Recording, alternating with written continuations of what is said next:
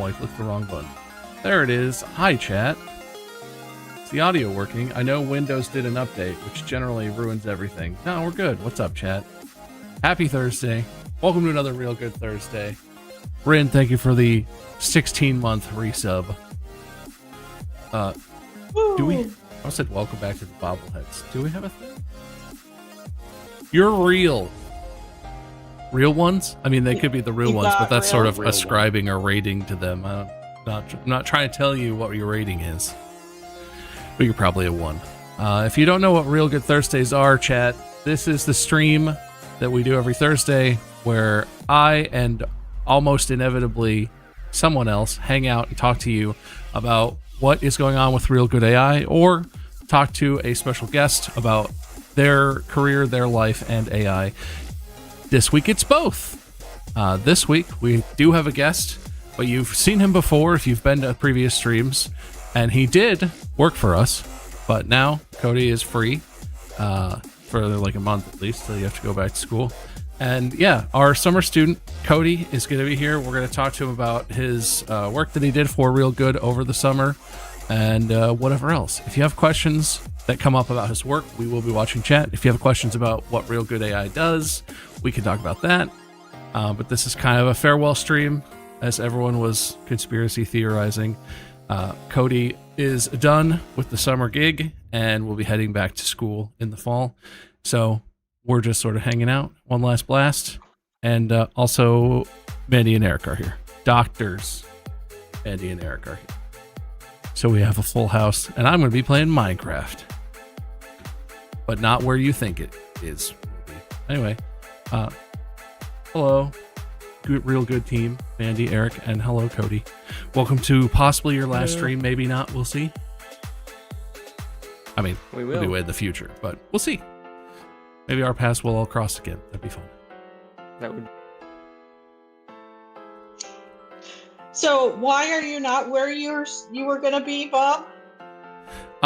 So this, I mean, it's not exactly a public server right now, but this is a server that we're getting going here, and is so far I have contributed almost nothing. Everything that is here that we will have a look at is built by the volunteers. This is going to be the server where the long-term goal here is to have this be the server where we do like the guest interviews, but also where we have any future events where we want to play Minecraft. There's going to be portals to different areas. So far, this is just spawn. So this is just like a shared communal starting area with like farm, tree farm, cottage, barn full of animals. My goal for today is to build an iron farm, which I've never done before, and I'm sure will totally work first try. It'll be great.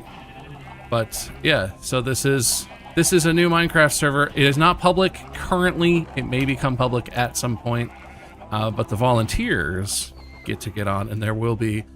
Looks like there's Caden, Jupiter, and Utobon. I don't actually know how to say your username. Sorry, but we have a few volunteers on, and so you'll see them around, probably standing in a circle, laughing at me, wondering why my iron golems aren't spawning correctly.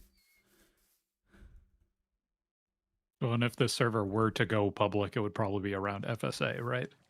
Yeah, if we do events in the future, it will be something where it's like an event where we want everyone to get on because of a fundraiser or because Real Good is doing something. No specific plans for that quite yet, but if you follow our social media and maybe, our YouTube or our TikTok, you'll find out. I'm sure you'll find out. It'll be in those things. Okay, and before, I guess, since it's on there and someone asked, Kim Tana asked, why is the stream rated a 1 and why was my stream yesterday rated a 1? Honestly, it's kind of just for safety. I keep putting it back to 0 because, generally speaking, what I do is a 0 most of the time. But when I have other friends on stream, or if I'm playing video games that are new to me, which I mostly stream new video games because we're just playing new stuff with friends, I don't know for sure that those are all 0s, because it does not take much to make something a 1 rating, right? And so right now on screen, Cody is using the background blur tool just to hide his messy bedroom. And He said That- it was clean. Be nice. Yeah, he said it was clean, but then he kept it hidden. So, Well, part of my plan. They'll But, never know. but that tool is just an automation from Discord or from your webcam software or however you did it. That is a 1 because it is, as far as I know, probably an AI feature where it's in real time cutting Cody out and then blurring the background. It's not complicated and it's not generative AI, but that makes the stream a 1. And so there's a lot of stuff like that where, you know, if someone uses a voice filter on a stream with friends to make a joke, that might be a 1. There's a decent chance. If the video game used some sort of automation or some sort of tool in Photoshop or some Adobe thing, could be a 1. So I'm just gonna leave it at a 1 for safety. Even though today it is for sure a 1. Most days it probably is, even if I don't think it is, because there's lots of stuff.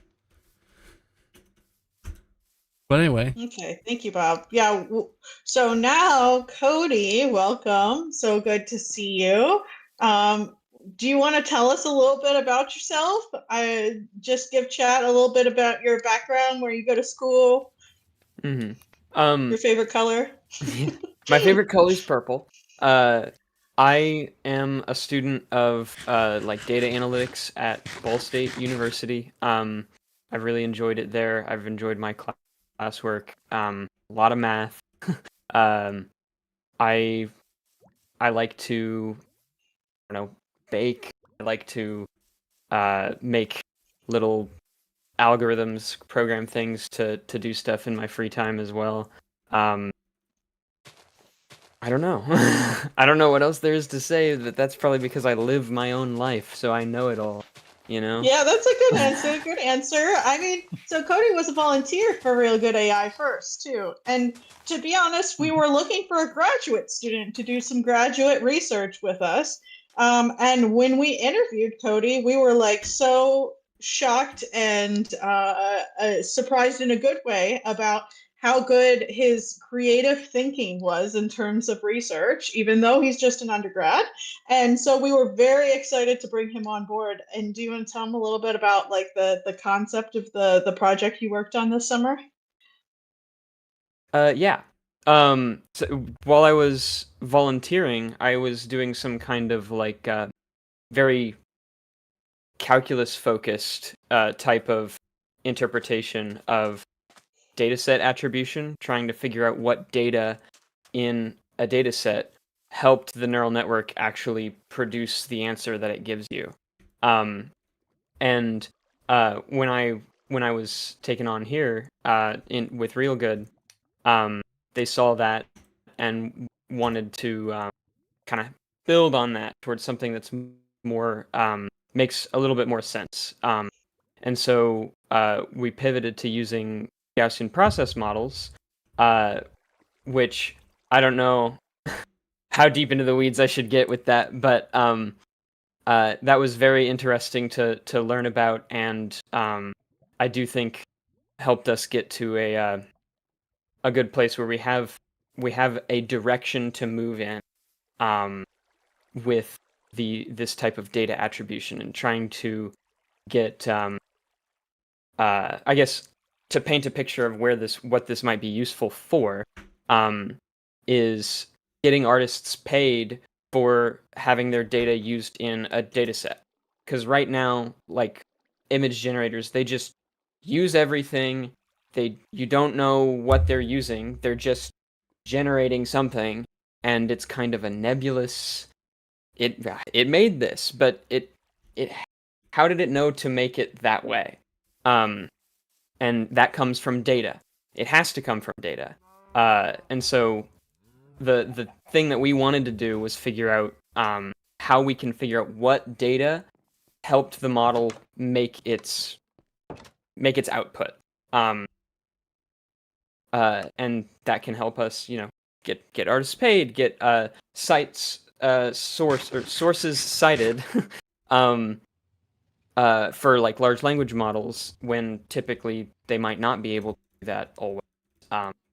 And so that's very exciting. That's the type of thing I really enjoy figuring out.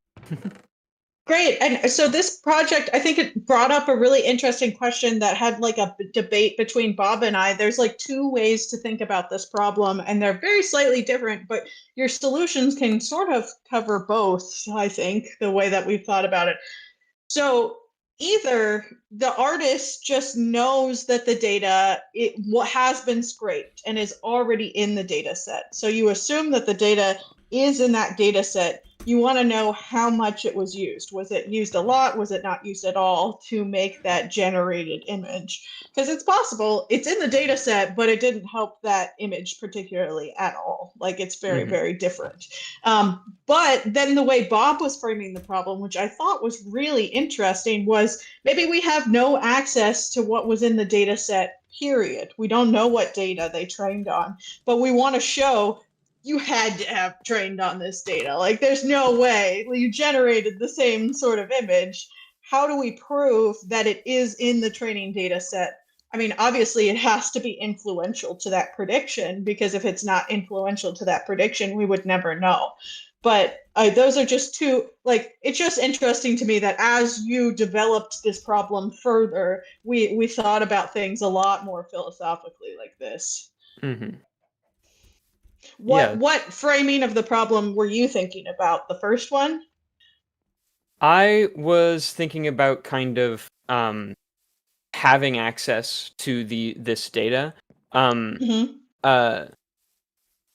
Just because I'm not very experienced in, like, I guess, reconstructing or recovering training data. I think that there is some interesting research on that, but I haven't read too much into that. But I do think that there's an avenue to go down with the research that we've done for that type of approach, for reconstructing or at least showing that there's a suspiciously high likelihood that this particular training sample might have been included in a data set. Clearly, there's more work to be done, but I digress. Absolutely. I mean, this brings up a good point. We should mention to chat. It's just that, like, if there is a trained model, if people can query that model as many times as they want, they can regenerate that model. It's called a distillation model. That's the right words, right? So basically the point is the security of these models is crazy. I mean, how do you keep someone I don't know. So it's a big open AI issue, and not open That's AI. something that's open. Yeah, that's something that's going on in the in current events right now. Is that there's a big model that was developed by China called Kimi K3. That's an open source model that is getting accusations from maybe not Anthropic themselves, but definitely people high up in AI that they are actually a distillation of Claude Fable. They kind of just can't believe that it's performing as well as Claude Fable on coding tasks, and so they're saying, since there's no way they could have done it, they must have stolen from us. And so they're calling it a distillation model, where basically they just took the outputs from Claude Fable and trained on those outputs to sort of replicate what Claude Fable does, instead of understanding from first principles, instead of building the model from ground up and getting the knowledge through the same types of data sets. Okay, but can I just say, I don't understand philosophically why that's bad, because they're just scraping the internet still, but just in a smarter way. It might be against terms of service or something like that. That's basically the only ethical, like, it's mostly sour grapes, right? Like, if you gave them access to the model and they paid for the model, unless it's against terms of service, they were totally allowed to be doing that, right? Like, I know. someone up from chat. brings it up AI like, people oh, don't so want- the AI people don't want other people's work to train their AI models. How weird. Yeah. Yeah. Big bummer on that one. I think that's very strange because I don't know. There's a lot of interesting research to be done with distillation in general. It I don't know. It seems weird to me. And just saying that this is, even if it is actually a distillation, it's far from the only distillation that exists. I remember back in like 2025 when I was first like running open models for the first time. Some of the first models I ran were distillations of DeepSeek, because DeepSeek is like a giant mixture of expert model, and it was too big to fit on the GPUs I was playing with. So I got a distillation which I believe either used the Llama architecture or Gemma 3. I can't remember which one exactly it was. It's available on Olama if you look at the DeepSeek distillations, but it was just a smaller version of that was trying to replicate the behavior of the full DeepSeek, but with a smaller model. And so these things have been around before this, like maybe at least a year, and this is the first time anyone's complaining about one. So too bad, so sad. So Maylene in the chat is asking, I know the inspiration for this image generation was image generation, and being able to credit the artists. Would this research be useful for text or code generation? Is it not needed, interesting, since you can ask ChatGPT for sources, or So this would be useful, and is applicable to large language models as well. I think there's just a little bit of work that needs to be done to adapt, because my implementation doesn't have attention, and that's like how large language models work is by using attention, a lot of attention. But barring that's not impossible, like barring that being impossible, if we're saying that it is possible to do that, which I think it is, I don't know why I wouldn't, then one, yes, we can apply it to large language models, and two, there would be a reason to. One big one is actually in reducing the size of the data set, because these large language models have gigantic data sets, where they pull from everywhere, and no one really knows what's all in them. They have too much data for even a large team of people to ever really go through.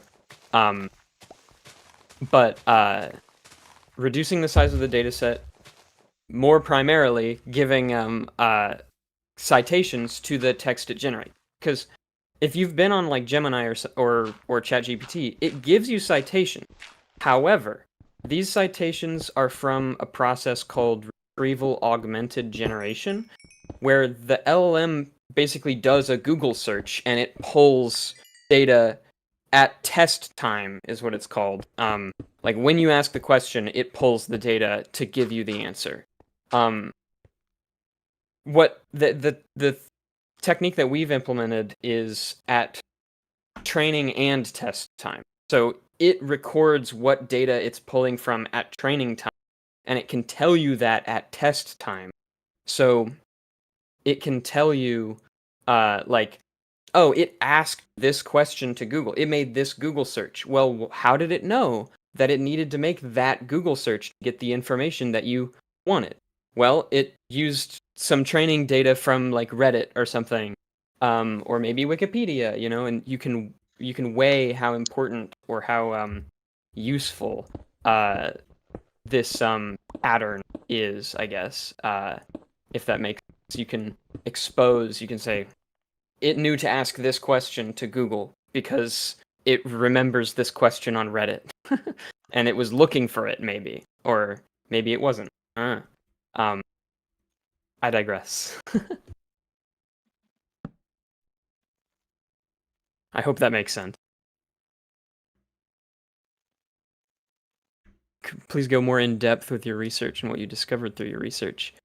Yes. Well, let's start piece by piece. So Okay. there's a philosophical difference between what we've been talking about as data attribution and what the machine learning literature considers like influence of points on predictions. Can you talk first about what the machine learning literature has done on this yet? Basically, what an influence function is. Yeah. So the state of the art influence functions, they basically they make a map of the model in how sensitive it is to change. And whenever you try and find like influential training samples, you really just are taking that map of how sensitive it is to change, and you're trying to find training examples that have the same types of sensitivities to change. Um, the interesting behavior that this has is that it pulls out a lot of data that is not well represented by the model. It's kind of like it's the data that the model is least good at representing and is most unstable around that point. It's all wiggly, it's uncertain. And that's useful in a lot of machine learning instances because you can say, okay, all these data points are confusing data points. They're really important data points to include, assuming that they are correctly labeled, all that. But they help you make a good model, but they don't tell you what the model is actually using as justification for its decision. So our type of approach looks more for the data around the point that you're looking at. It's trying to look at the local neighborhood of data points and pick out data points that are kind of salient examples of what you requested of it, instead of just reaching all the way across the data set and saying, this is a decision boundary that's way off in the distance, and we want to use that. I think I probably got a little off track, but You're fine. So, I mean, the first difference, maybe just to simplify it a step further, is that when we've been talking about this, we've been like, here's a generated image. How did you come to it? Like it's this percent this percent that, this percent that here. But what people are talking about here is like in a classification task where I'm trying to say, is it a camel or is it a cow? They just want to know the points that they're considering influential to being a cow or a camel are the ones that divide between the cow-camel line in some way, shape, or form, right? So because they're doing this classification task, they don't need to know about the ones that are close, actually, because the ones that are close are probably all the same class, unless they're not, and then those are the influential ones anyway. But they want the far away ones that define it as that class, that like have the exterior of this shape that is keeping them in, which is just an interesting thought. I certainly didn't expect that. Did you expect to see that going in, Cody? kind of. It's not really, but when I was doing my my volunteer work, I basically made a influence function, a very crude influence function. You know, I had just finished my third semester of calculus, and influence functions are basically just calculus applied to this problem. So it seemed very natural. But when I was playing with it during my like volunteer work, um, I did notice that I was unhappy with the data that it was pulling out, because while it was pulling out influential data, like I could numerically quantify how influential it was, it didn't make sense. It was pulling out data that that just, it was the right class, but it looked vastly different, or it barely looked like the correct class. It was even confused. Some of them were even confusing for me. And I was like, this isn't, I gave you an example of a perfect 7, and you're telling me that what justified your decision is this 7 that looks completely different? It almost looks like a 2? That's not right. That's not behaving intuitively.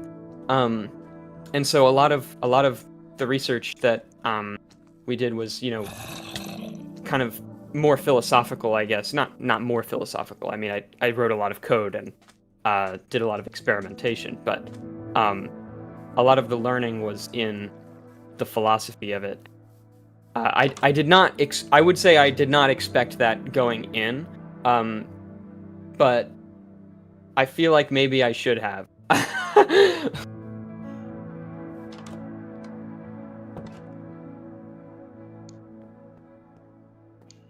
Super interesting. Yeah, it's been great to have you work on this problem because I think it definitely has changed the way I think about it, right? So, what was the metric you were using to determine the success of these different methods? I think before we move into that, let's talk about what we did that was philosophically different. What specifically what we did that's different from how this influence function is working, right? Sure.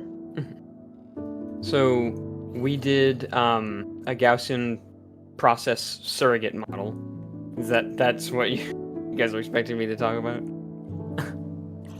That's effectively what I'm asking, but not in so many words. Methods, actually. I mean, even the ones you've called in the past naive are things that you generated from your mind that are not the way that people have solved this problem yet, which I want to give you major props on. Sometimes finding the right thing to compare it to is really hard, and even if, other things are new ways of doing it, usually you'll write the paper because one of those things worked out and you're like, yeah, this is my method now. But yeah, tell a little bit about the philosophy behind some of those that we were going for. You don't have to go into the gritty details. The Gaussian process models are kind of the main thing that we focused a lot on because they are more principled in the way that they give attribution. If you train a Gaussian process model, it literally tells you exactly how much it used of each data point. And so what we did was we basically decomposed the neural network into components that we then fit Gaussian process models to. And through that fitting process, we're able to collect that type of attribution when we run it forwards. That was probably more nitty-gritty. I'm just such a nerd. But that's kind of the gist. It gives a principled approach to attribution, and that was kind of a lot of the experimentation and trial and error, making sure things work, because it had the most moving parts. But we also tried running some what I called naive approaches in a lot of my work is just finding nearest neighbors, basically, where you take I don't know how to explain it really, but if you think of the neural network as like a brain and all the little neurons can light up, you try and find whichever copy of the brain has the most lit up in the same way. So the nearest neighbor, the most similar way that the neural network is thinking about the inputs that it's given. And those are... The way I've described it is you were trying to match the path through the neural network, the path that the data takes through the neural network. Yes. I think that's a great way of explaining it. And that performed very well. I would like it to be a little more principled, because it was a naive approach. It was just something that came right off the top of my head. But it did seem to work very well. In a lot of situations, it performed better than influence functions. Now, influence functions can outperform it under some specific conditions, but I digress. That type of research was really interesting to see how, I don't know, just different these implementations are, but they can still be very similar in the way that they behave and the types of data they pull out. Well, and to sort of roll back a little bit to talk about the difference between, and to sort of hit on the philosophy difference that we're butting up against between neural networks and Gaussian processes, the thing we're making a surrogate of.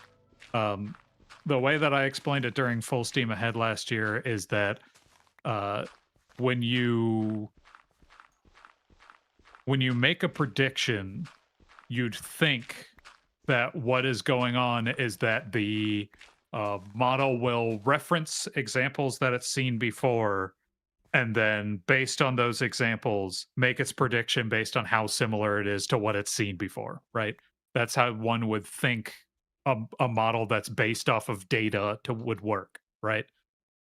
That process is explicitly what's going on in a Gaussian process. That's not what's going on in a neural network.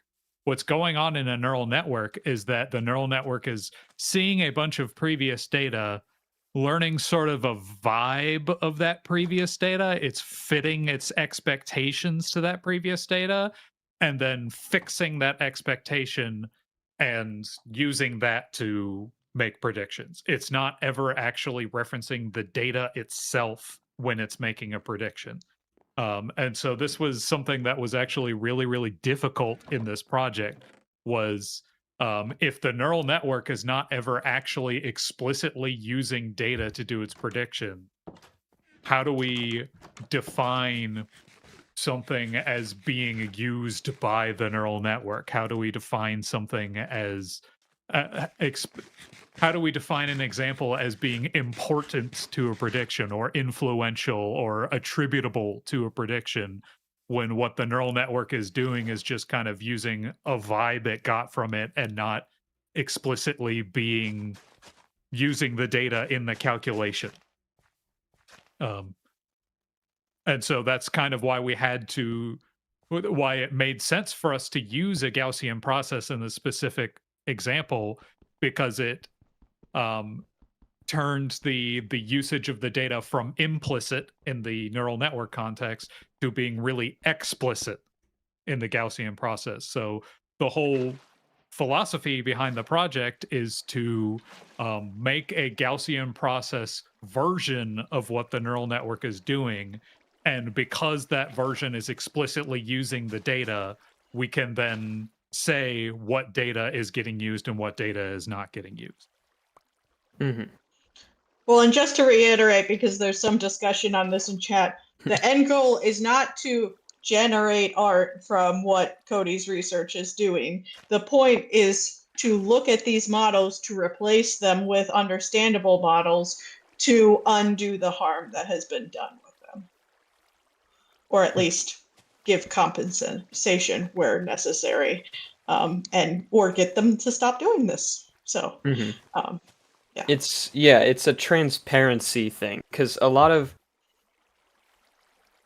I've seen a lot of organizations kind of hide behind the black box nature of AI, and they'll be like, "Oh, well, the computer said this. That justifies my conclusion as being the same as what the computer said." But you don't know how the computer made its decision.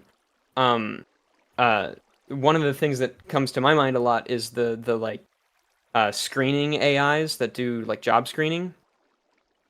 They're black box models. We don't know what information they are considering useful. And it's entirely possible that even if you've scraped all the data that could be, bad for it to leverage, that it's estimating that in order to make its prediction, because it thinks it's useful for some reason. It can be just as biased as a person can be. The only difference is that it won't tell you. And this type of like Gaussian process, replacing them with Gaussian process models, allows us to make it more interpretable, so we can actually see and kind of unveil the curtain. Is it really justifiable? Black box, if you will. Yes, illuminate the black box. Exactly. Um, so it's yeah, that's the hope, I suppose, is that we understand these models better and uh, we can use that understanding to make good things happen. Maybe an example of this would be like if you're talking to a chatbot and it tells you a factual thing, and it's like, yeah, I got this from Reddit. Um, and you're like, okay, well, maybe some of the best information comes from Reddit, but maybe it's from a creative writing Reddit, right? Maybe it's like not a factual thing. Maybe it's from a something that's obviously supposed to be imaginative. Or if this comes from the textbook that this is from, like maybe you trust it more. And like you said before, there's no way that it's doing this properly right now, where it's attributing sources. It's going back and making that up itself. So yeah, that's just another example of where this might be useful. Oh, I think you should also talk, Cody, a little bit about there's another example that I think you've talked about where this could be useful in terms of saving computation. Do you want to talk about that? Yes, in terms of efficiency, the that is a really interesting discussion, I think, because there's a lot more to just reducing the amount of data in a data set than like a lot more benefits than just efficiency. But uh, essentially, if our method, or well, yeah, using a attribution method, if you can tell what data points are highly influential to, like, all of your testing suite, all the data that you want it to be good at working on, you can see also what data is not useful, and you can get rid of it. That reduces the amount of data that has to be collected and used, which makes it once again feasible uh, for these AI companies to go through the data, and it makes it more feasible to give attribution. It makes it more feasible to give compensation. It makes it quicker to train the models. It makes it use less electricity when training the models and experimenting with them, constructing them, etc. Uh, this is very useful for that, and I don't know of why anyone would not want to do that as from a machine learning like perspective. If we can use my least favorite part of machine learning stuff is collecting data. If I can collect less data, I'll be happy.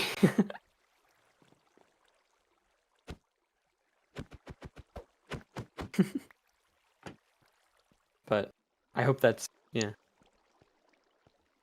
Okay, so then do you want to talk? Are we ready now for the question I asked before about how do we measure? Yeah, let's go back to talking about how do we measure whether we're doing a good job or not. Right. So a lot of the experiments that we ran were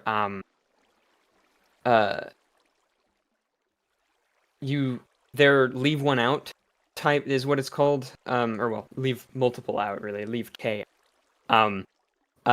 types of experiments. So what we did was we have a model and we generate attributions for it, and whenever we get this attribution list, and we can just delete parts of the data based on that attribute. So the highest, most influential data points, we delete all those, and then we retrain the model using that new smaller data set, and we see the impact on performance based on the attribution. So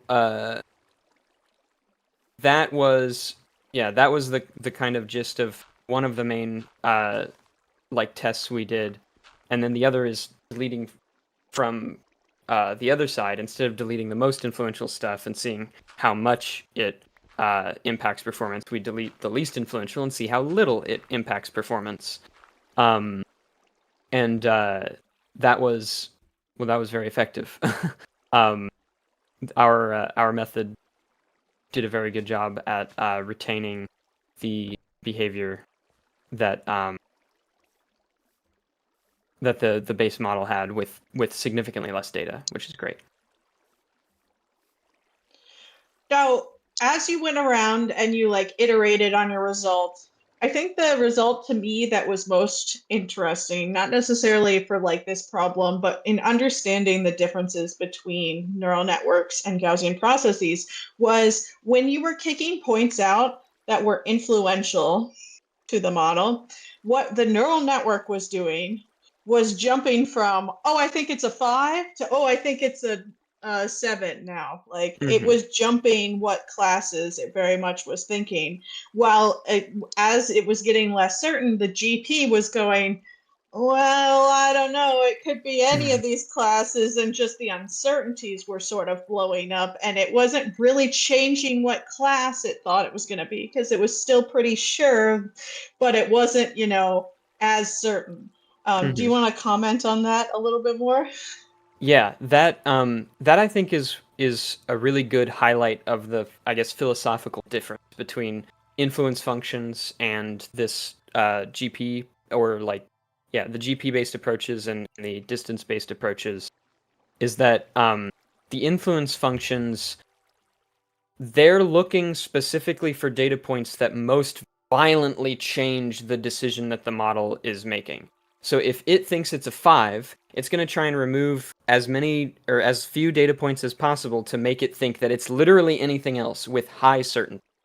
So it's not necessarily trying to make the model less certain that it's 5. It's just trying to make the model think it's confidently think that it isn't a 5. Right. Whereas the GP-based approaches are more diffuse. They erode the confidence of the model. They don't destroy its ability to make decisions. And it, obviously, in some situations you want it to be like an influence function. In some situations you don't, as from a machine learning perspective. But I think that for attribution, it makes a lot more sense to have something that, when removed, makes it less certain, not something that makes it confident in a different direction. Well, it just makes no sense that that's what neural networks do. If you can remove one point that isn't close to the data, how could that possibly change the response? Like, that just shows you what nonsense neural networks are, right? I would term this as neural networks lacking robustness.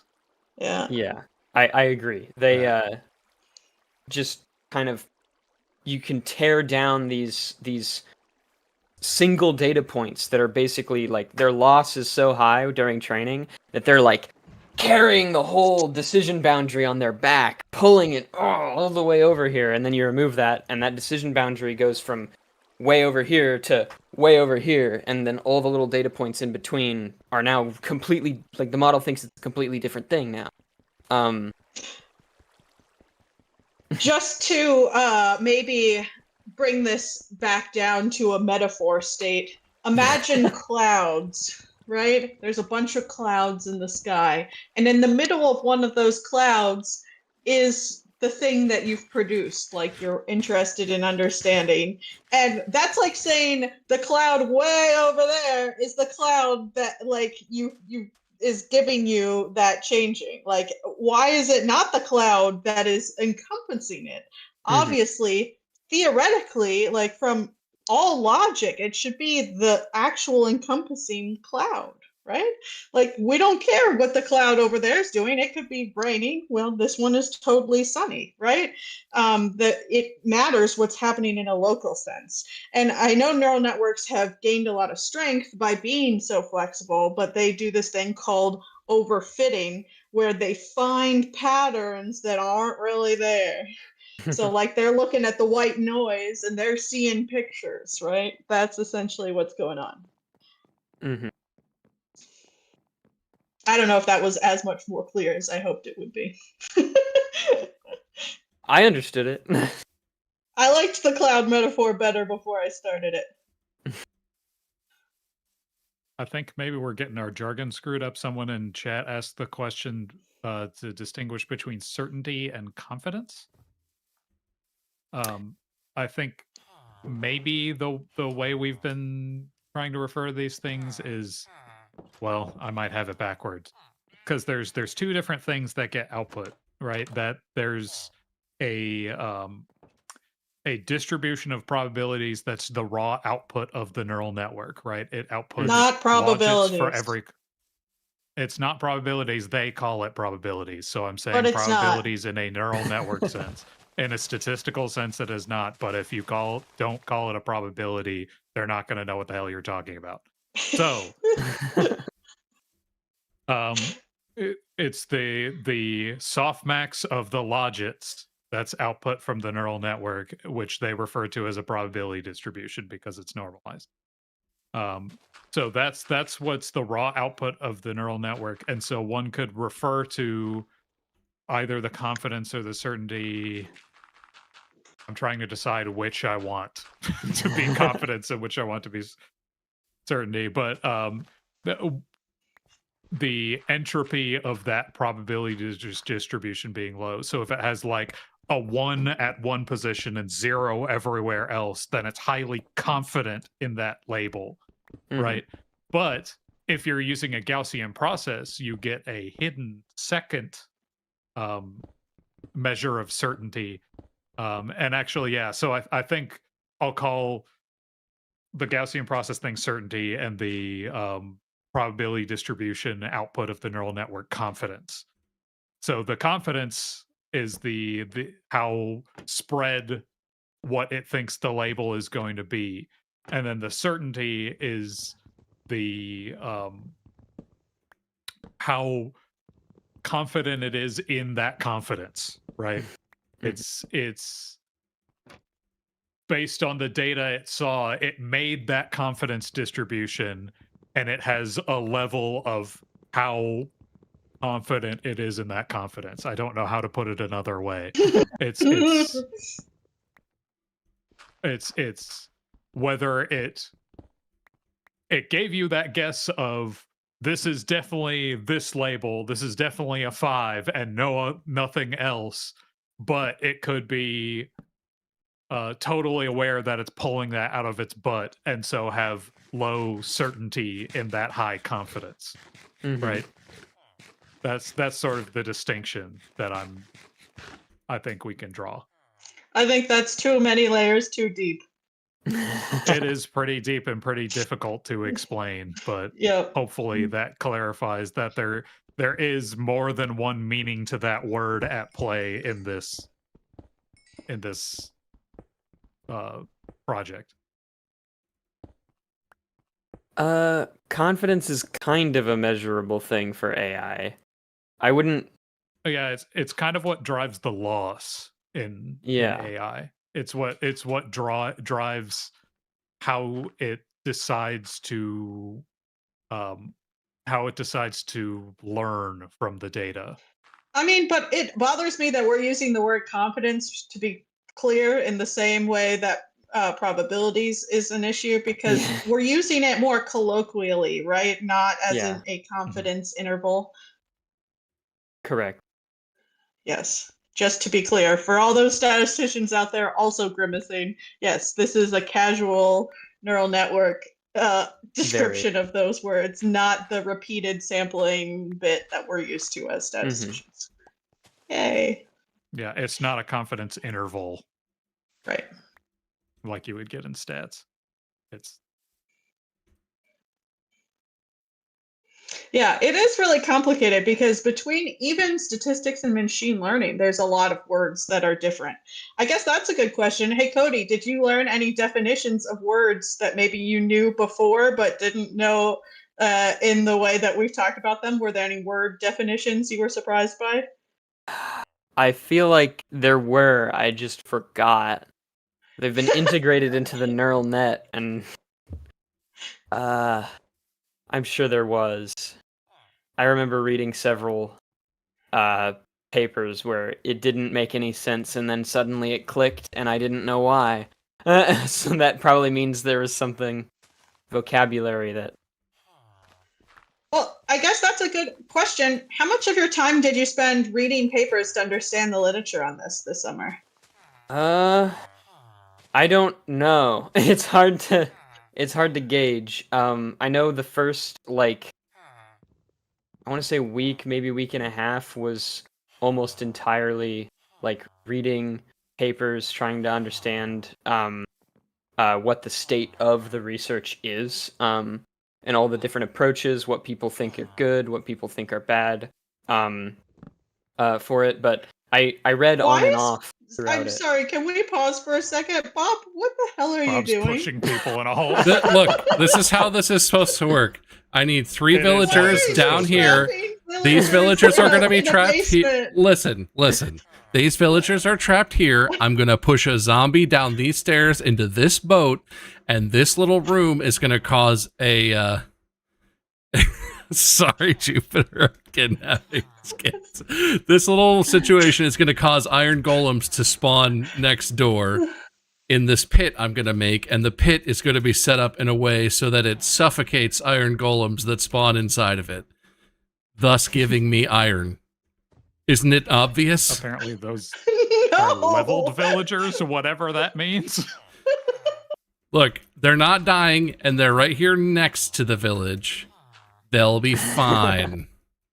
Okay, so Bob Apparently, is you're doing doing heinous a bad crimes. It by was stealing approximately those specific what I thought. villagers. They're Okay, saying I they're apologize, diamond level Cody. villagers, No, whatever it's the great. hell that means. Listen, do they need to be free to do what they need to do?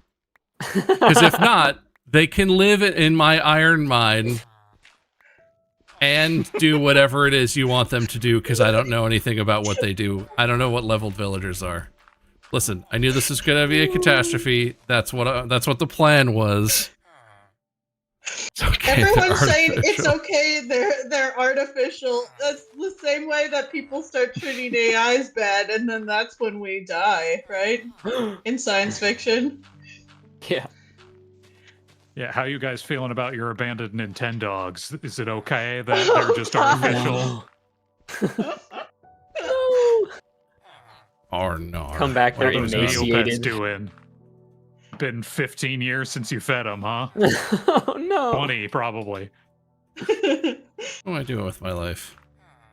What am I doing with my... There we go. Okay, sorry, Cody, you were telling us about the very important work that you have done. Can't remember what we were talking about specifically. You were just talking about the reading that you had done and how it took you a Oh. long time to understand that, and you spent a lot of time reading and trying to figure out what was going on with the state of the art for this. Yes, there was a lot of so obviously there was like an initial period where I was just trying to get like an overview, if you will, of what people are doing, what people have done, generally. But then while I was working on it, I would have an idea, be like, okay, I want to make sure that like if there's a research paper on someone doing this, that's awesome. I love being able to read, coming up with an idea and just being able to read what would have happened if I had done an experiment on it. But kind of just exploring the area as I come up with specific ideas too. A lot of it was well, it's time consuming always trying to read and ingest all that information, because there is a lot. But it was very fun for me. I'm a nerd. I was I mean, geeking out that about will serve you principal- well in grad school. Yes. Trust me. Yeah. That's the first chapter of your dissertation. So, and that's the part I hated the most about the dissertation. Yeah, I look forward to that. I'm excited, a little bit worried for applying to grad schools. But I mean, yeah, I think it'll go well. So, Cassandra Kubrick in chat asks, "Did you have a favorite paper that you read?" One of my favorite papers was something that I didn't even like I didn't feel like I used it properly or something. There was a interesting paper on feature attribution, not data attribution, for Gaussian process models, and I really liked that because I mean I can imagine if the future of with surrogate GPs, you could use this for also feature attribution for a neural network, and that would be really interesting. We need to define what Sorry. feature attribution is. I get ahead of myself. It allows you to, instead of looking at the data and trying to tell what data was most important for the prediction, it looks at the input and it says these input values were the most important for this prediction. So, if you have like a highly negative value for a feature, it says that this feature pushed it away from its output. But then the other So features, in terms of an image, what are the Yes. features? the features would be pixels and whatever prompt you have. But usually pixels. So it would be like, I mean, if you have a diffusion model looking at some random noise, it might say like, oh, the vast majority of this noise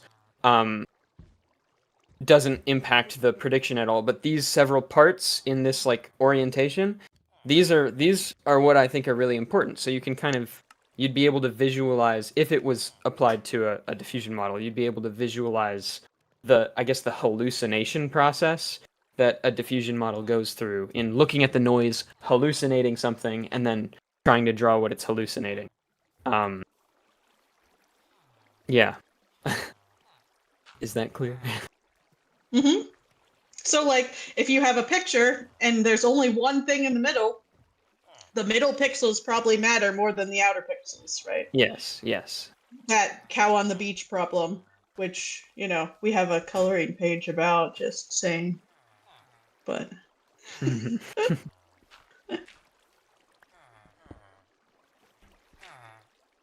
So Kim Tana in chat asks, Cody, if you could do anything with what you've learned in the future without the fear of failure, what would you do? I think that's another way of asking, what are next steps for the project? That is an excellent question. If you want to, if you were to spin it off into something you wanted to do in grad school or something like that, would there be something that you'd want to do as well? Let's see. I know there's a lot of like personal project stuff that this is kind of like spurred in my mind. Like the GP diffusion thing is that you're working on is really interesting. But that's not like the future of this project. I mean, without fear of failure, love to make something that I can concretely prove does exactly the like data attribution perfectly. But no, that's not realistic. The next steps are probably I know we talked about using variance instead of, right now we're using to get a little bit technical here, we're using some numbers from the GP called K-weights, and they are Kriging weights, yes. Kriging K-weights for short. K-weights is the variable name. Yeah. I like to shorten it. But yes, Kriging weights. They man, I'm trying to not just use the like dense statistical explanation. They try and find data that informs the conclusion but is not redundant. So there's no like duplicates that like kind of corroborate its decision. It's just trying to find some data points that are unique and help it make a decision. And for our purposes doing like attribution for something like crediting, that seems counterintuitive. So I think next steps are like using variance instead. And so when you remove a data point, how does it increase? I always do that. How does it increase the variance of the prediction? And using that instead, because that will give us a more like densified set of data that it's making attributions for, which will be better for doing that type of, I guess, yeah, the like the artist attribution and giving credit is going to be more useful to have a dense support set.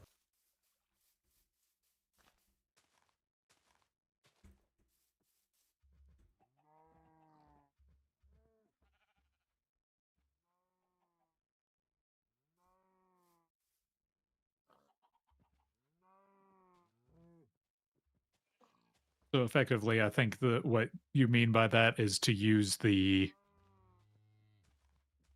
certainty we were talking about before, not the confidence, the certainty Yeah. as what we're using to determine whether the change in certainty as being what we use to decide what points are important and what points are not attributable. I think you've stated yet in like a succinct way, like what your conclusion was from your project, right? We've talked about how you measured it. We talked about some of the methods we compared to, but what'd you find? That influence functions generally perform hit and miss. They perform our GP based attribution outperforms influence functions for a lot of the tasks that we were interested in, and I would say the primary conclusion is that philosophical difference that we talked about, where influence functions try and like violently change the output, whereas these GP-based approaches kind of erode it. I don't. Yeah, the work I've done feels to me a little bit more exploratory, because like I've done experiments and we have like confident results that the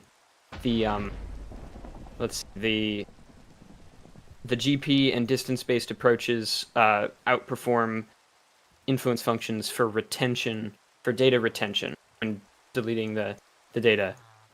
But I do think that there's more work to be done in kind of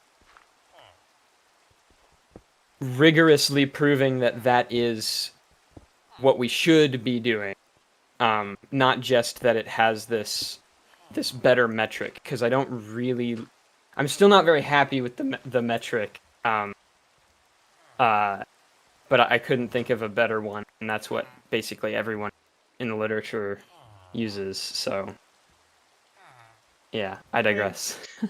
I do think there are also improvements we could make on our method that draws from some of the inspiration of the influence function. And so, like, what I feel like I've learned from what you've done is that it's not just like how close the data is to how influential it is, but it's also some measure of how unique that data is itself, right? Mm-hmm. Because if that data like if it's in a cloud of fives and there's 1 3 right next to it, that 3 is super influential in what the prediction it might make, because you could take away those other fives, or that 3 is right next to it, it might pick that 3.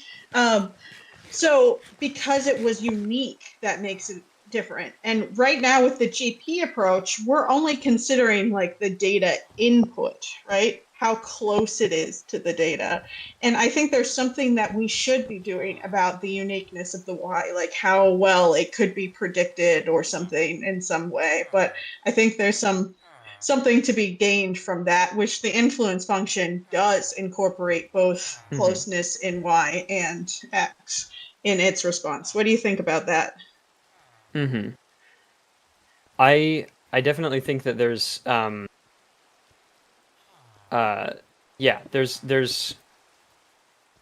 there's space to grow with respect to how we interpret and work with the data.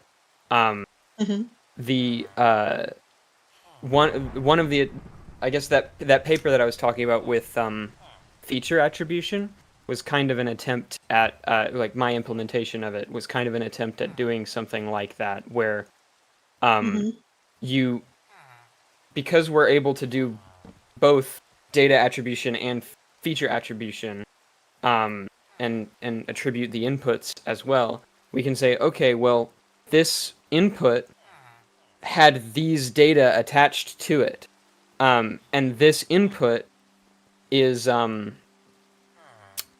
very important, let's say.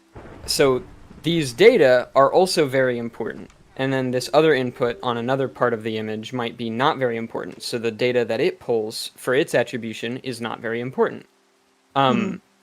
The implementation I did was really computationally expensive. It wasn't really feasible to run, especially not at the scale that I ended up doing for like my figures and the presentation I did. I would not have been able to make a figure like that with the feature attribution thing implemented. But there might be some areas to go with that. I don't. I just recall it not improving the performance that much, but also the performance was measured by a metric that I fundamentally don't like. I don't think it measures exactly what we want it to. I think it's a reasonable heuristic. But I wasn't able to come up with a better one, so that's what we had to use. Well, that's tough. Yeah. That's its own paper. Exactly. It really We don't want is. scope creep. So let's zoom out a little bit beyond just the specific research to more just your experience in doing the internship with Real Good. So here's something that one of my friends uses for their D&D campaigns. What was your rose and your thorn? What was the thing that you loved the most about the experience, and the thing that you wished you could go back and do differently, or was still just not something you felt like went right, or basically just what was the best part and what was the worst part about doing your internship with us? That is a difficult question. I think the best part, I definitely, you guys were really supportive, and I don't know why, but I didn't anticipate that. You guys helped me out a lot and pointed me in the right direction, and there were a lot of times where I was feeling like, oh man, I feel like I'm not doing enough work. And you guys always made me feel like that wasn't true. I was doing a lot of good work, and that helped a lot with that. It was very nice getting to work with you guys. Thorn. This is gonna sound like I'm sidestepping the question, but I don't know. I think my biggest thorn was like working from home and having to deal with I don't know. Because I'm not at school, I don't have like a rigid schedule. So I had to manage my sleep schedule all by myself. Like I didn't have a rigid thing. That's like such a I need to do 20-year-old this. response. Well, and also eating. There was When you're 30s, you're just like, all right, I'm done. Yeah. But I'm trying to, I feel like I've done a pretty good job, especially more recently, with my sleep schedule, but also eating. I'm not good at telling when I'm hungry. And so I would work I don't know, 6 hours, and then I'd be like, I haven't even had breakfast. I need to go eat something. But I never want to leave because it's so much fun, and I know that's not a good thing to be saying. I'm kind of a workaholic. I should not. I need to, get that under wraps, I think. But I think I did a good job handling it, and I got better as I went through, and I'm in a good spot now. I think, but I digress. So it was less with the fellowship itself, but more with I don't know, adapting to the first time I'm in a situation like this, if that makes sense. Well, but you sort of hid all of that well. You did not show up late to any meetings or miss any meetings, really, from what I recall. Like, you did what you were supposed to for us. Yep. I I think showed you're up to one just meeting late. experiencing the more free life of a grad student when you're doing research, as opposed to the going to class schedule. That you still have to get your work done, but it's up to you now to manage it, and that is a big change for people. And people do tend to go on one side or the other. And I think with people who chose to go to grad school in a specific thing, they end up on the "oops, I worked way too much" train a lot. And they have to learn how to unlearn that a little bit. But yeah, that's once again not like it wasn't unenjoyable, you know. Like I still very much enjoyed working, and all that. And I mean, I'm not in a bad place right now. I've been good eating, my sleep schedule doing very well. Just something that I had to get used to, and so. Yeah, I think I had a sort of similar circumstance when I was doing research projects in my undergrad. There was something that our school termed the winter term project, where instead of having school in January when you came back from Christmas, they had everybody do like an independent project that was related to their major in some ways. In some winter terms, I played with the music side of things, where I put that, like when I played in Carnegie Hall and Symphony Hall in Chicago and New York, those were winter term projects on the music side. But on the science side, I also did some scientific research projects, and some of them were more in depth than others. One of them I solved within a week, and then the rest of the winter term I basically went nocturnal. That my sleep schedule was reversed, because it's not like I had anywhere to be. It was just me hanging out in my dorm room. So I would just like stay up until like 4 a.m. and be like, I have a meeting at 9 a.m. Either I can get 4 hours of sleep, or I can just stay up until the meeting and then sleep afterward. And so, yeah, I ended up going nocturnal. I've done stuff like that before. I did not do anything like that during this fellowship, which I'm actually really proud of myself for. But yeah, it sounds like me a lot. Yeah, that sort of stuff happens. Thankfully, it was a good lesson to not do that when I got into grad school. That winter project sounds really cool. It kind of reminds me of the thing that like got me into AI in 7th grade. It was we had my language arts teacher. We had this genius hour project. We were allowed to literally do anything for like, I don't know, a month of time. And the only requirement was we have a presentation to do on it at the end.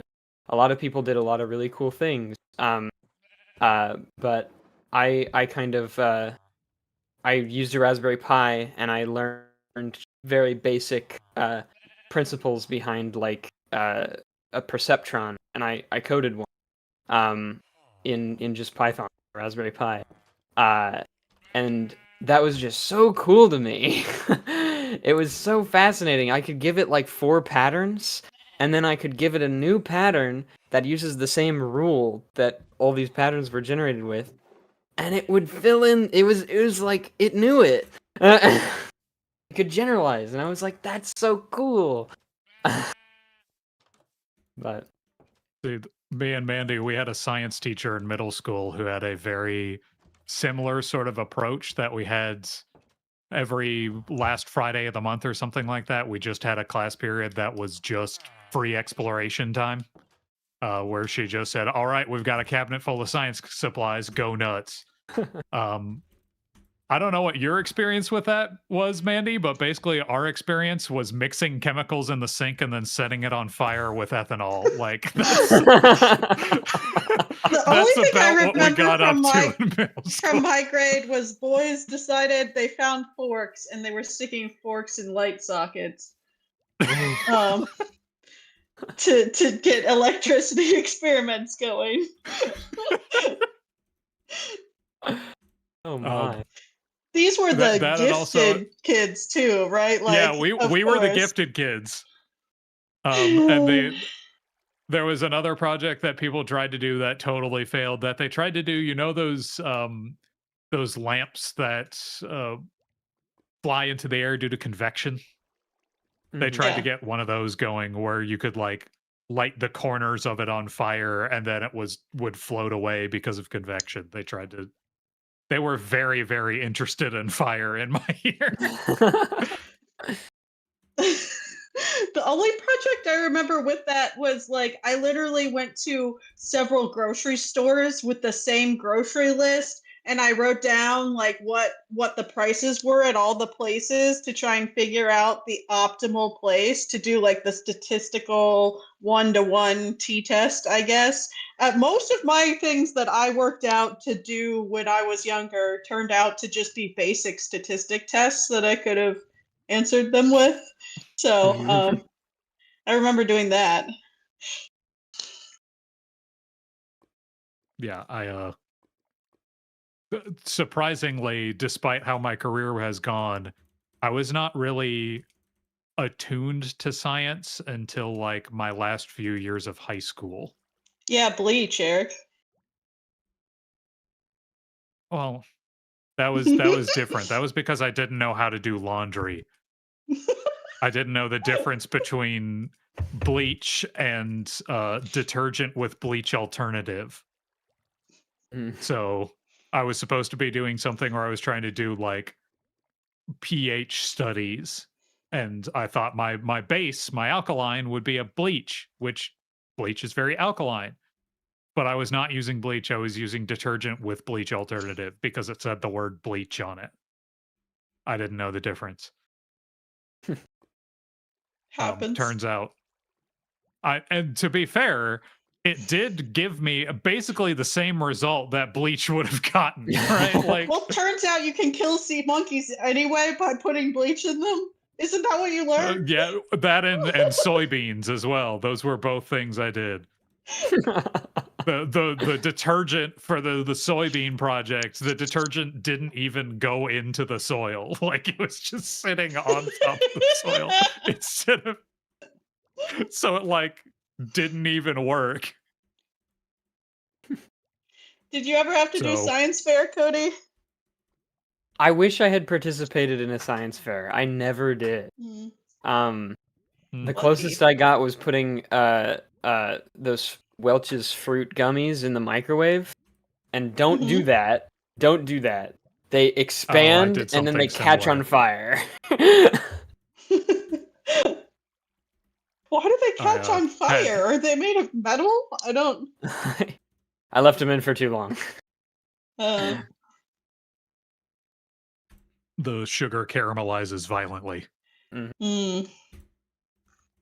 It's same sort of thing. If you leave a peep in there forever, it'll start smoking and catching fire. It's pretty much exactly like that, yeah. But I did that in middle school. No, I definitely murdered some peeps. I had a couple miscalculations with the microwave because I didn't understand the whole metal doesn't go in the microwave thing. I thought I was so smart that I was like, you know, when we make SpaghettiOs, why do we put them into a bowl first? Like, oh, God. Why not just microwave the can? It went about 5 seconds and started sparking, and it's like, nope, never mind. That's why. Yeah. That, and also that's how I discovered that Arby's sandwiches are wrapped in foil. The fact that it's like shiny because it's metal. Didn't know it was metal until that moment. Fairly recently, I had some syrup in one of those syrup containers with the peel back thing, and that peel back thing is foil, but I didn't know it. Put it in the microwave, click a button, immediately turn it off because there's sparks. When I peel it back, it looks all burnt. Well, there was one that we ran into that was a New Year's plate that had foil trimming in it, and we didn't know it was there. Right. So when we put it in the microwave to heat up something from Christmas, the whole thing started like dancing and like boiling like it was, and it was like, oh, that's a problem. So yeah, microwaves suck. I mean, moral of the story is you don't have to have never made mistakes in science to be good at science. A lot of science is, yes, I mean, trying something and having it not work and learning from that. Almost every PhD scientist I've talked to has a horror story of something real bad they did in lab. Yeah. You guys know mine about the mercury and stuff. I've told it before, Chet. Yeah. Well, I mean, I think the saddest one that I did was, well, that's not the saddest one. The saddest one I did was that we had this whole experiment where we were supposed to be really precise with it. Like we had to crimp a little crucible and mask the lid and the base real sensitively, and then mask what's inside of it, and then crimp it, and then the whole thing, we couldn't touch it ever because our oils would get on it, and we had to be really precise with this thing. And I'm carrying it to the machine in tweezers because we're not supposed to touch it, and it slips out of the tweezers and hits the floor after like several hours of prepping the sample, and it's like, oh no, it's terrible. That's the saddest one, but the one that I felt the worst about was that we were doing an experiment in wet lab where we were trying to test what compounds would be potentially antibiotic because it would target a specific protein we had. So we hypothesized that a certain compound was had antibiotic properties, and so I was doing like a growth plate experiment where I'm setting different amounts, different concentrations of that compound and seeing how well the bacteria grew with different concentrations of it. And so for you to be able to do that, the compound itself has to be, the solution, the dissolved solution of the compound has to be sterile, right? So you have to pass it through what's called a sterile filter, which is just basically a fibrous disc that you just push through with a syringe. And so the compound itself was not very soluble in water. And so we decided to use a different solvent to dissolve it, something that would be much more compatible with the chemistry of the compound. And so we chose DMSO, which is like this pretty common alternative solvent that kind of smells like garlic. It's an organic solvent. And so we dissolved the compound in DMSO. I load up the top part of the sterile filter to sterilize the solution. And guess what else is dissolved in DMSO? Sterile filter itself is dissolved in DMSO. So what's supposed to happen in a sterile filter is that you put liquid on top of it, and then you have to syringe push it through to the other side so that you can like push it through the filter into your sample tube. It dissolved the disc completely and just went straight through and dumped all the way on the floor. So I just had like it, and the worst part of it all was that the compound itself was one of the major components of turmeric. So it was bright yellow.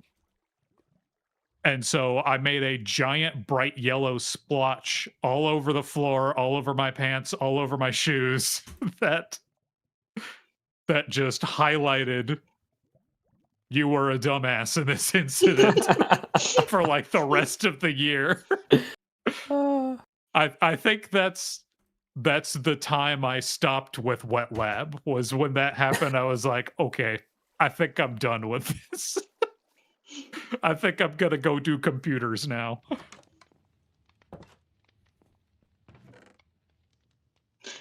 Well, so there's another So- big difference. I mean, between like wet lab science and what we do is like our experiments run without us, Mhm. right? So most of the time you put it on a computer and it's coming back, and sometimes you have to babysit it because it's doing something and you need to check in on the progress to make sure it didn't mess it up or something. But most of the time we don't have to like babysit it every day. When you're a wet lab scientist, there were plenty of PhDs I went to school with who were doing things all hours of the night, whatever time it was. Like there was like a big tool, and maybe you get time on that tool, and it was like you get it from 3 a.m. to 9 a.m. Like that's just how the time was distributed. You go when the science goes. So being working on a computer, at least, it's a lot more flexible, I think. Mhm. Plus, I can't ruin anything with my hands. So yeah, there are a lot of benefits to being a dry lab scientist. Mhm. It's both a benefit and a curse that you can take your work home and just do it whenever. Absolutely. that's true. You probably can't play with your worms at home or whatever your wet lab thing is. No, it's usually bacteria or yeast. But there are worm people, there are fly people. Mhm. They're usually studying very specific systems that need those organisms as well. Mhm. That's correct. I remember. So, Cody, um, what's your favorite class that yeah, you've yeah. taken thus far in school? Ooh. Uh, I've really okay. I feel like I'm just gonna like list all of the classes that like math classes that I've taken. I would say the kind of topic that I was most interested in, and I had a fantastic professor for, was linear algebra. Mm. Uh, Linear algebra was just so it's a different way of thinking about numbers in general, um, compared to like what is before that. And um, I don't know. It was fun, especially the way that my professor taught it. At least for me, I'm sure some people don't like this, but there was a lot of proofs and like kind of it was more theoretical than like just straight application of the techniques.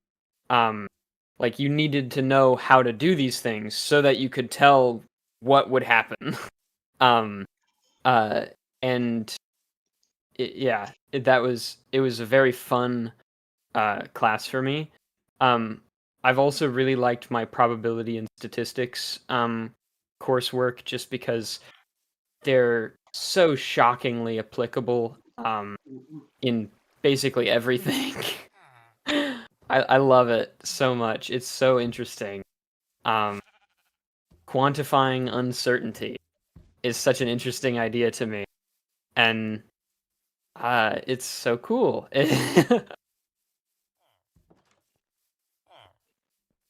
No, and Welcome to so the dark Mandy is side. kind of a Mandy has used statistics to shape her entire worldview to the point of her saying many times that everything is statistics. Physics, that's statistics. Do they not fit statistical models? They do. Well, they don't believe they fit statistical models. They feel that they're describing laws of the universe.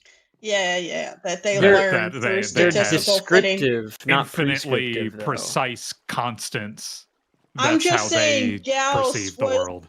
the father of statistics, and he was a physicist. True. And he made True. statistics because of physics. Needed statistics. Mhm. Anytime you're doing science, you are a flawed human being who can only measure with so much precision, and so all science is statistics.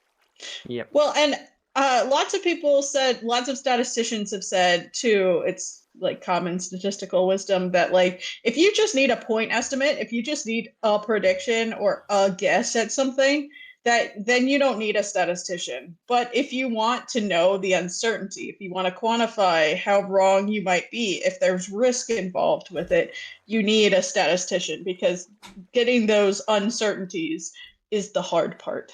Making a guess is easy. Anybody can make a guess. Yeah. Meanwhile, engineers be like, pi equals 4. No. Hey, I am the worst about that. I round things really poorly, and you called me out on it the other night, Eric. Did I? Did you? Or maybe I it was don't Bob. remember that. One of you called me out on my very approximate estimations. Doesn't I sound don't like a remember thing the I would do. context. I didn't that know you were definitely does listening sound to like a us. I thing thought I you would were do. just- I just don't remember. I thought you were just committing war crimes. I didn't know you were listening to us. I'm trying. Like any good war criminal. Yeah. It's not easy. Why are you stealing their beds? Just that they go to their beds? Oh, hello, small child. Would you want to come work in my mines? No, no, Why do no, they look no, like no, that? no. If I steal their beds, they have to They come don't really. to my beds. Because I have beds over here where I Yeah. would like them to be. Mm-hmm. Come here, They small don't child. really work. They just kind of sleep. Come here, go in the hole, small child. The number of beds, I think, also determines. Go in the like, hole. There how you go. big the village be.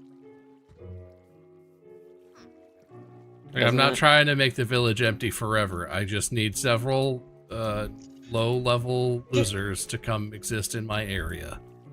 Do the villages like repopulate if you've stolen their villagers, or are they just empty? Oh my god, he and fell in the sad? boat.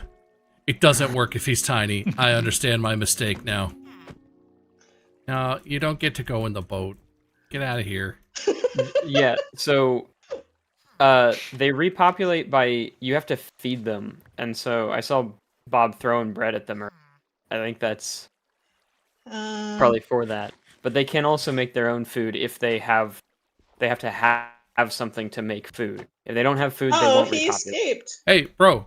No, I let him out. This doesn't work Oh. with small children, apparently. It's designed to trap Oh. adults. Bruh, dude! Mhm. Oh my god. Oh he no, gonna is go he gonna suffocate? drown? No, he He's can... gonna Aye. fit in the Hey, chest. let me out and I'll help you. This way, dum-dum. Oh my god, you made a lore accurate toddler. I don't think they yearn for the mine.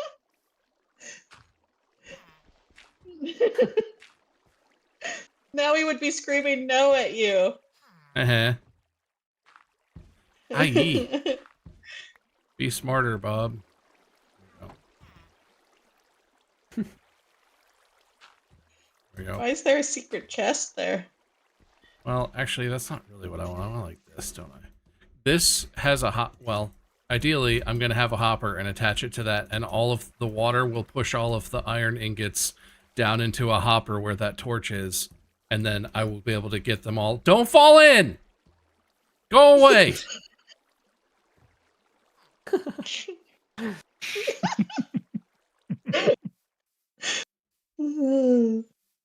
I can't use children. I need adults. What adults can I take, Jupiter?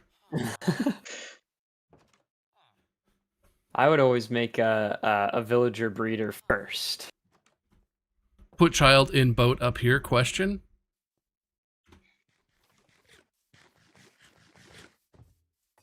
I mean, that'll certainly keep him from falling in anywhere, is if you put him in a boat.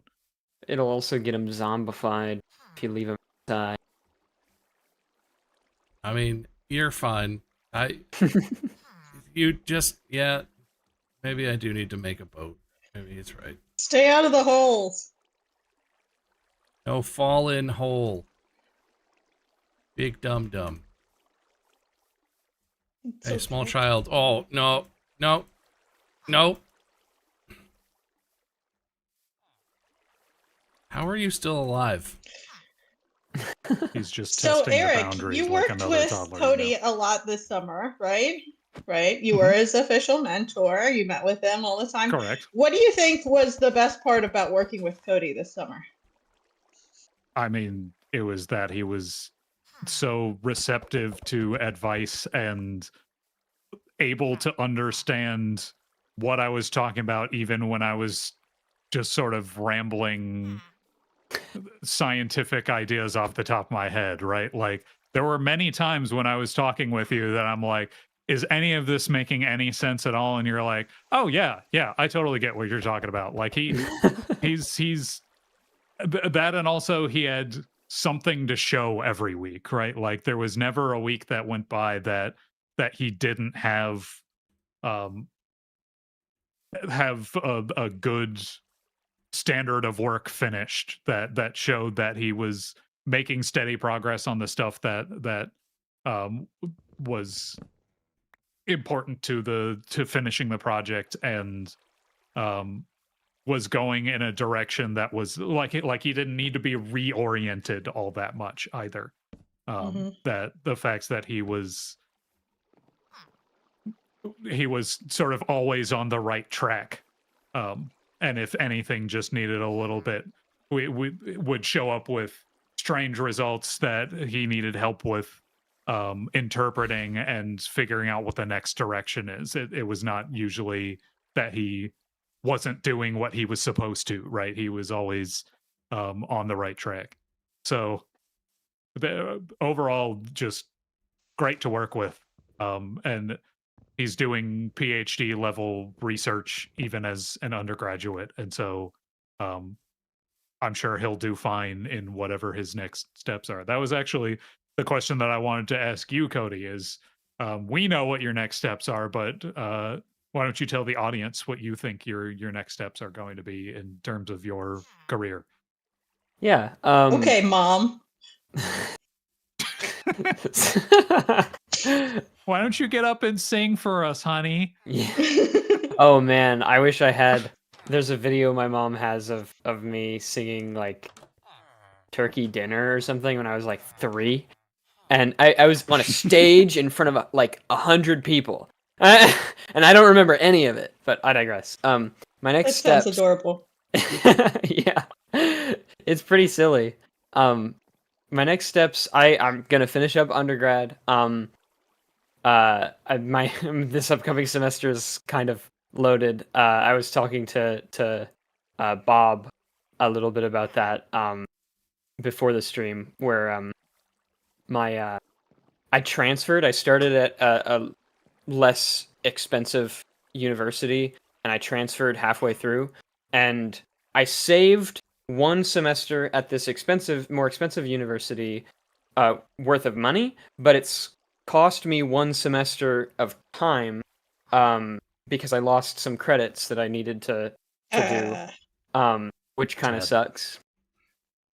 But aside from on top of that, this last semester I have is like 18 credit hours. So I'm gonna be busy. But I'm gonna finish up my undergrad. I'm going to be applying to graduate schools. I know one of the graduate schools I'm gonna apply to is UMich. I haven't looked University of Michigan. I haven't looked too much into a lot of other ones. I'm interested in the University of Arizona because I've got some friends out there. But like that's basically the extent of what I've looked into for that. I'm gonna look into that with my girlfriend because she's also looking at graduate programs. And so I want to go to graduate school. PhD program would be awesome.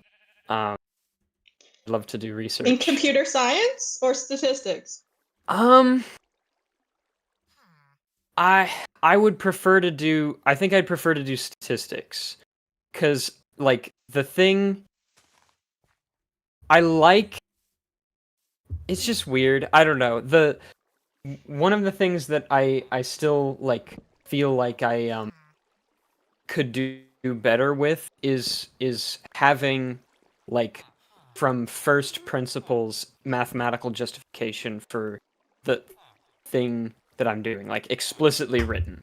Now, I don't necessarily think that everyone has to do that or anything like that, or that that's even a very reasonable way to do research. But I do think it's like if you start with first principles, you design an experiment, and then you like get a negative result or something, and you expected a positive result, you still have a very publishable thing because you can say, hey, this is what we expected from theory, and we didn't get that. And that's great. That we love. But I digress. I'm maybe getting a bit too rambly on, but I like math is I guess the thing. I really like math, and I like having really good justifications for what I'm doing. And I'd like to get better at doing that, because right now I definitely feel like I don't know. I know a lot of math, and I there are justifications that I think I could write up, I could write out in math all of it. But I'd like to start with that, and I feel like, I don't know, I digress. I feel like that's something that I would hopefully learn during a more math-heavy PhD program instead of computer science. Yeah.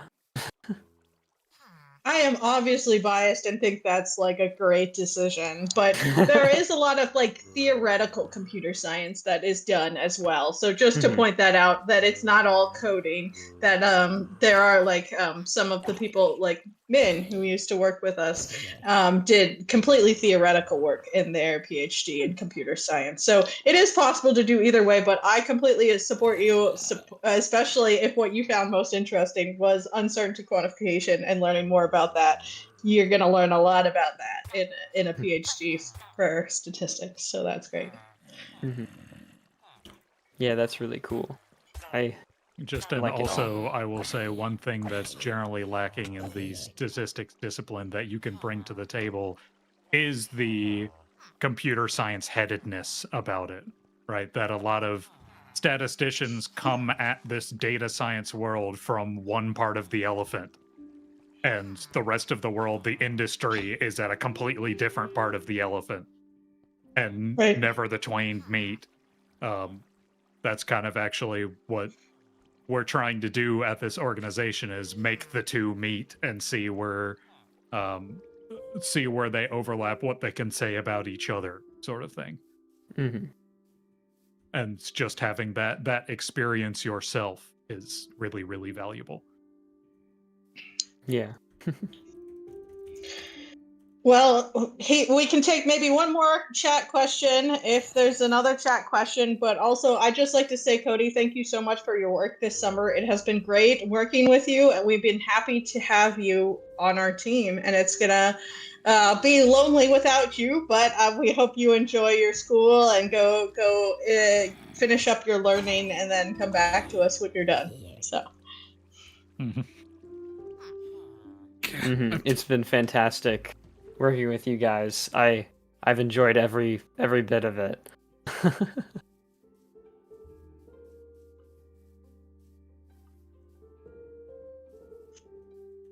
I agree. I'm just having trouble not being an idiot. Hey, call him. Getting mad at the Iron Golem. Go away. I saw that. Go. Get. Shoo. Get. I don't get why that guy keeps ruining your situation. This is the thing I'm trying to create more of to farm, but he exists because he's supposed to kill the zombies. I need to get a zombie in the hole. The previous attempt, I got the zombie in the hole, but I forgot I left the door open. Hey, come over here. Come over here. Quickly. Imtana asked, what would you recommend to people who want to volunteer the same way you did, Cody? Join the volunteer group in the Discord, and one thing that ran through my mind a lot especially while I was volunteering, was this quote, maybe not from the best movie or anything. I mean, it is a good movie, I think. But from Fight Club, you're as involved as you want to be. Sometimes I mean, I do this in school. I did it a little bit with Real Good. I've done it on projects for other nonprofits where, like, sometimes I just kind of feel like things aren't happening, and it's like, well, that's because I'm not doing something. I'm part of it, you know. And so it is really up to you to get involved in it, and there's a lot you can do. Joining the volunteer group, talking with people, working on things. I mean, for me, it was a lot of research and stuff. I started volunteering. I just joined the volunteer group, and I was like, well, what code could I write? I'm good at writing code. I know a lot of math. What code can I write that might be useful? And I wrote some. And I put it in the Discord. And I got involved. And so I don't know. It's a very individual thing, but definitely getting involved is it's something only you can do.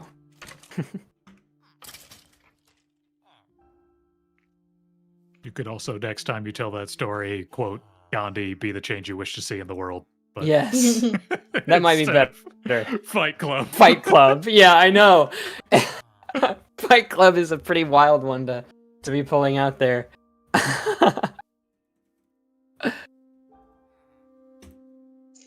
Okay, with that, I think we're at the end of our time, Bob. All right. I'm gonna stop failing at this and start doing something else now. It's gonna totally work, guys. Don't worry. It's gonna be great. As soon as I get a zombie in the right hole, it's gonna be fine. But anyway, like how you have your babysitter boat to keep the kid in. Yeah. Hey, grow up big and strong. Stay in your boat. Chat, I'm gonna do feeding him? No. Should I do that? You're supposed to, apparently. I think otherwise he zombifies. Here. Hey, eat it. Just like a toddler. What are you nodding about? He's eating, isn't he? He didn't eat. I have 3 breads. I still have 3 bread. I've had 3 the whole time, I think, haven't I? I don't know. It'll be fine. I'm gonna do the raid now from my channel to the Real Good channel, chat. So if you want to do that, we'd really appreciate it. Also, Discord. Oh, please, Discord. Come on. There we go. Oh yeah, the writing contest is still happening. It's ongoing, but beyond that, No, it's not. well, it's judging. The judging it's not is open, but judging is going. What are we doing here? Go in your. You know what? It's fine. The judging is going. It's going great. What? Oh, full steam ahead. That's what I was trying to say. Okay. It's happening. It's coming, Chad. Do you remember last year? Well, you keep interrupting me. God dang it. What? I was trying to just move on. You're like a crazy person. You say like 2 words and then you say something And then else. you interrupt me, and then I forget what I was going to say. Chat, full steam ahead is going to happen in whenever. Who cares? Actually, we care a lot, but it's Who cares? It's a streaming. Well, not enough to let me say it out loud. All right, it's coming. If you are a streamer or if you want to stream, there will be signups. Will be announced. You should follow our socials or follow the newsletter to get those. If you want to just participate, there will be ways to potentially like play games with people or fun things to be a part of, or just to come watch. That should be pretty entertaining. It's in the future. It's pretty far in the horizon, but not as far as it feels. It's going to be coming up. When does that start? It starts at the in October, right? Yeah, we haven't officially announced it. Sometime in October through the first week in November, likely. All right. So it'll be a fun event. There will be lots of streams. Mandy and I will do some kind of streaming and stuff as well, almost guaranteed. But you should check it out. And the best way to check it out would be to follow the newsletter, follow the socials, come to these streams. However you like to be involved, you should follow, sign up, put your email in, whatever it is, because it's easy to miss things. The internet's flooded with a lot of junk. But you want to make sure you know what we're doing, right? You want to hear what we're talking about, right? Right, Chad? I thought so. Also, next week, we're doing another guest interview stream. We're going to be talking to Dr. Ahmed Diallo, who does fusion and plasma physics, which I know what that is, and I just want to see if you know what it is too, Chad. That's what Amen does also, so she's gonna know a lot about it. Yeah, I'm sure they'll have a lot to talk about. So come next Thursday for the guest stream. Should be fun. Those discussions have been consistently great, consistently interesting. If you follow the Twitch channel, you'll get like notifications when we go live and stuff. Now I'm going to do the raid from my channel to the Real Good channel, so you have an opportunity to do what I just said and follow it. And we're going to wrap the stream up, chat. So thanks for hanging out. I'm glad that the conversation with Cody. L9985. What?